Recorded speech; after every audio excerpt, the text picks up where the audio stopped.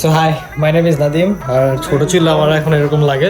এর নাম হচ্ছে জাফর ভাই, সে খুব ভালো কুক। আজকে আমরা রান্না করবো গরুর মাংস। কি পোলাও রান্না করতে যায়। আচ্ছা, গরুর মাংস আর পোলাও রান্না করবো। সো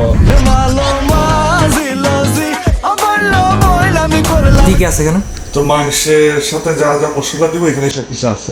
আর আমরা কি দিব, প্রথমে দেবো আমি এই আদা বাটা, রসুন বাটা, এরপর আমরা পেঁয়াজ দেবো, পেঁয়াজ কুচি, এরপর এখানে কাঁচামরিচ আছে, তারপরে আছে এটা টমেটো, সব একসাথে এটার সাথে মিক্স করে তারপর আমরা রান্না করি। আর এটা হচ্ছে রাঁধুনির একটা মশলা আমি ইউজ করি। এই মশলা দিয়ে আবার এখান থেকে কিছু মশলা দিই, জাস্ট হালকা হালকা দিই।